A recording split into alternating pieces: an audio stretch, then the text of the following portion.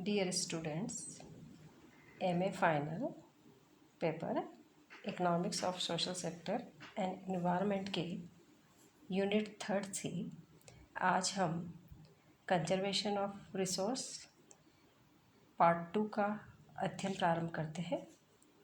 इससे पिछले वाले लेक्चर में हमने संसाधन संरक्षण का अर्थ, परिभाषा, संरक्षण के लक्ष्य, संरक्षण की आवश्यकता और प्राकृतिक संसाधनों के संरक्षण के लिए नियोजन, इन सभी बिंदुओं को विस्तारपूर्वक समझा था।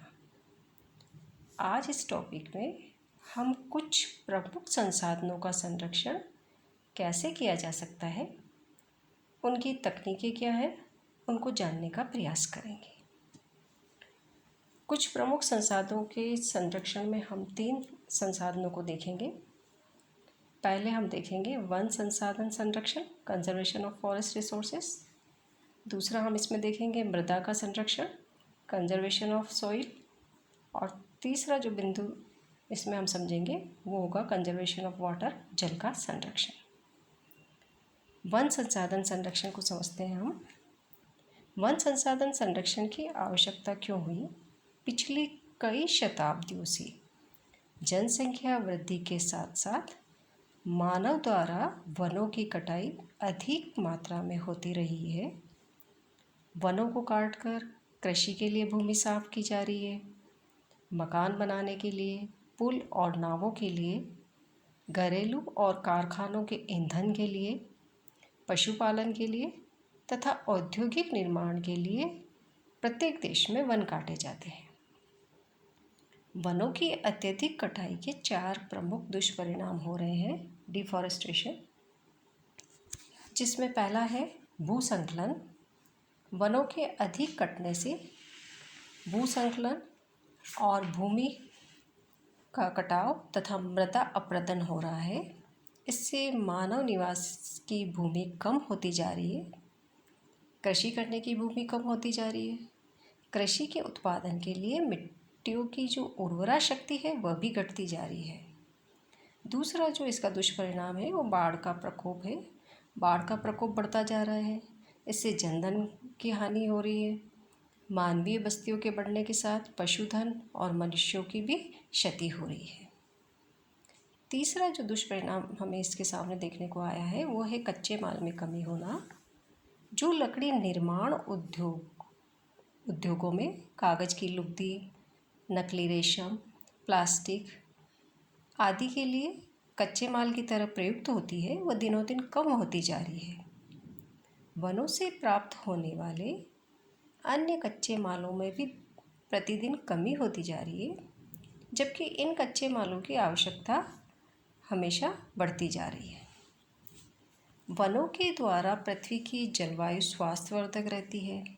वनों के अधिक कटने से मानवीय स्वास्थ्य के लिए उपयुक्त जलवायु नहीं मिलेगी, महामारी जैसे रोग बढ़ेंगे और मानवीय स्वास्थ्य खराब होता जाएगा। अंतर्राष्ट्रीय संस्थाओं ने मानवीय जगत, जंतु जगत और वनस्पति जगत के इस सहजीवी संतुलन को नष्ट होता हुआ देखकर अब इन जीवधारी संसाधनों के समुचित विकास, संतुलन और संरक्षण पर बल देना आरंभ कर दिया है। अब हम वन संरक्षण की तकनीकें देखते हैं। सबसे पहली जो इसकी टेक्निक है वो है वनों की नियंत्रित एवं वैज्ञानिक विधि से कटाई। वन संरक्षण के लिए आवश्यक है कि वैज्ञानिक विधि से कटाई की जाए तथा अंधाधुंध कटाई पर नियंत्रण किया जाए, तभी दीर्घकाल तक वन संसाधनों का उपयोग संभव है। वर्तमान समय में अधिक मात्रा में लकड़ी काटने का कार्य ऐसे भागों में स्थानांतरित होना चाहिए जिन क्षेत्रों में वनों की बाहुल्यता है। दूसरी जो टेक्निक है वनों का आग से बचाव। वनों के आग से विस्तृत क्षेत्र नष्ट होते जा रहे हैं। आग लगने का मुख्य कारण वनों में मनुष्य द्वारा आग का असावधानी पूर्वक प्रयोग है। वनों में लगने वाली आग की लगभग आधी घटनाएं वनों में जलती माचिस को सीकों से तथा कैंप फायर से होती है। ये कैंप फायर शिकारियों तथा वनों से एकत्रीकरण करने वाले लोगों द्वारा आयोजित किए जाते हैं।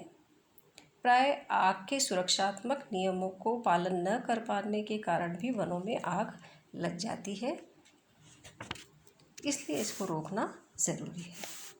तीसरा है वनों का हानिकारक कीटों से रक्षण, protection of forest from insects. वनों में बहुत से जीव ऐसे होते हैं जो वृक्षों को हानि पहुंचाते हैं, जैसे दीमक, झिंगुर, गुबरेला आदि। दीमक वृक्षों की लकड़ी को खाकर कम उपयोगी बना देता है।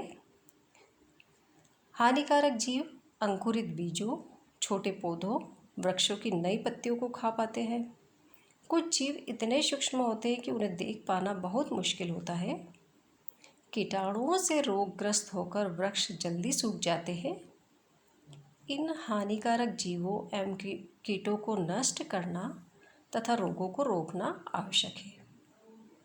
इसके लिए वायुयान द्वारा रासायनिक कीटाणुनाशक दवाइयों का छिड़काव किया जाना चाहिए, परंतु इससे जहाँ हानिकारक जीव नष्ट होते हैं, वहीं कुछ लाभकारी जंतुओं में भी विकार पैदा हो जाते हैं।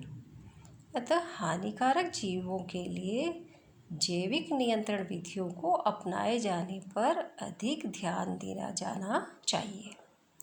इस समस्या के हल के लिए वैज्ञानिकों द्वारा अनुसंधान किए जाने का उचित प्रबंधन होना भी आवश्यक है। नेक्स्ट जो इसकी टेक्निक है, वन पुनर्रोपण। वन संसाधन के संरक्षण में अर्थात दीर्घकाल तक वनों के अनुकूलतम उपयोग के लिए अत्यावश्यक है जहाँ से वनों की कटाई की गई है वहाँ पर कुछ नए वृक्ष लगाए जाए।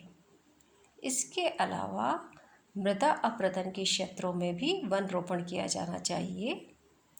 इसके लिए वन भूमियों को सरकार को अपने अधिकार में ले लेना चाहिए। विभिन्न प्रकार के वृक्षों के लिए अनुकूलतम वातावरण को विचारते हुए तथा राष्ट्रीय आवश्यकताओं को विचारते हुए वन रोपण को बढ़ाया जा रहा है, ताकि मानव द्वारा वनस्पति का ह्रास होने से रुका रहे। दूसरा जो हमारा संसाधन है जिसका संरक्षण हम देख रहे हैं, मृदा का संरक्षण, कंजर्वेशन ऑफ सॉइल।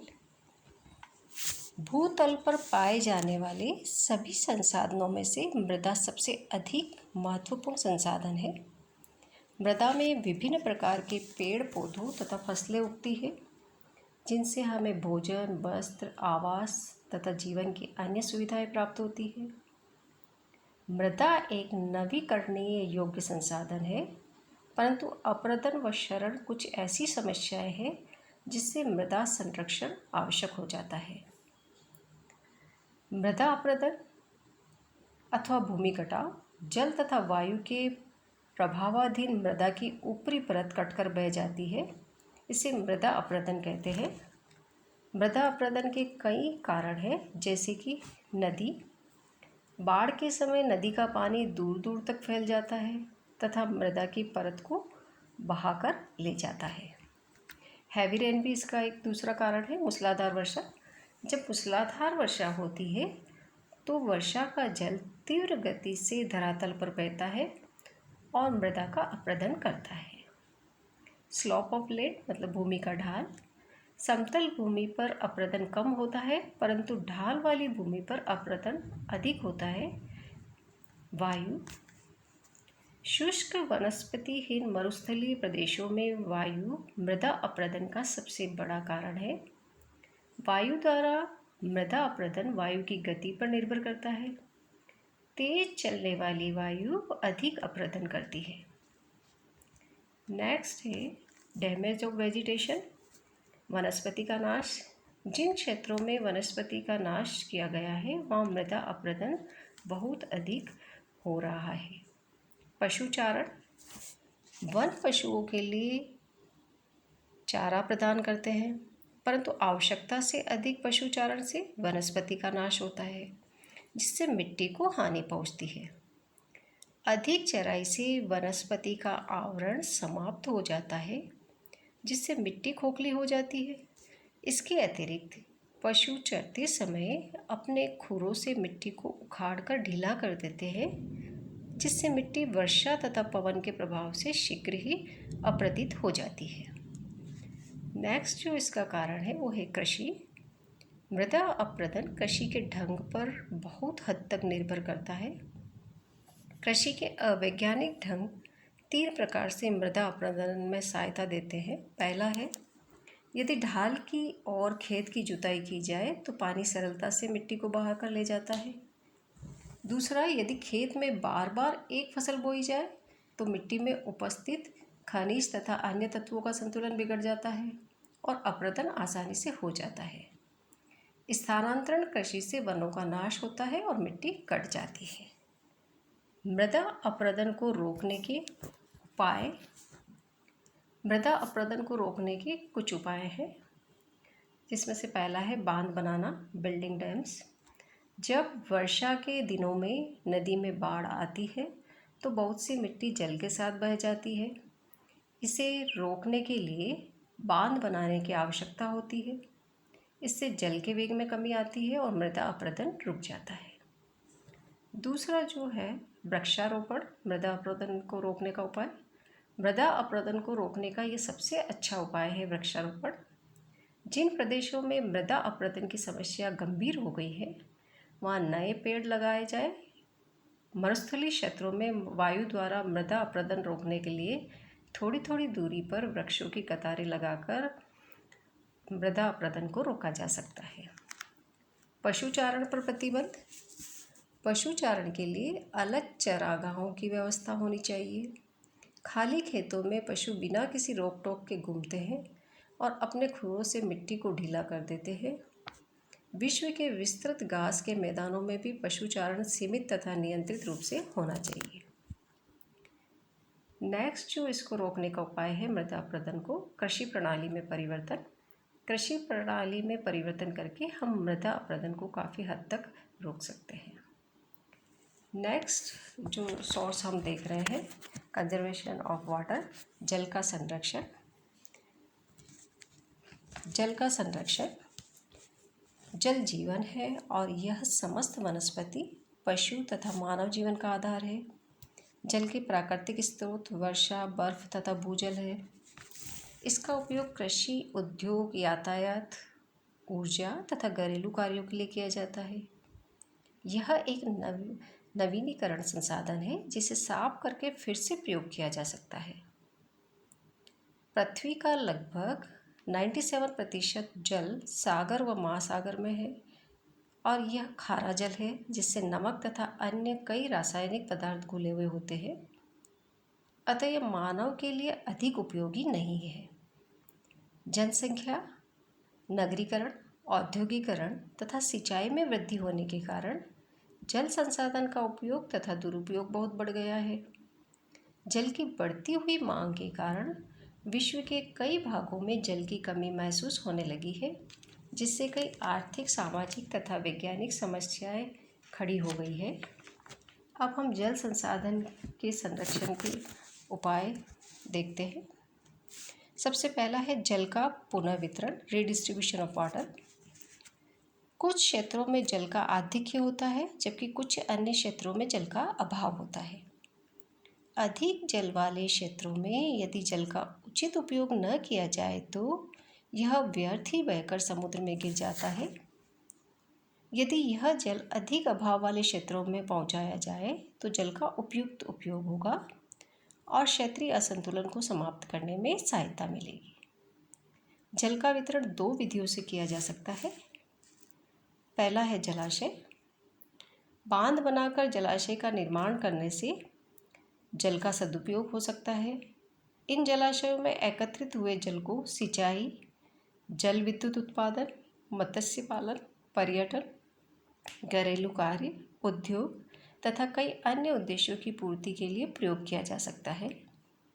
नदियों पर बांध बनाने से बाढ़ तथा सूखा जैसी प्राकृतिक आपदाओं से भी छुटकारा पाया जा सकता है।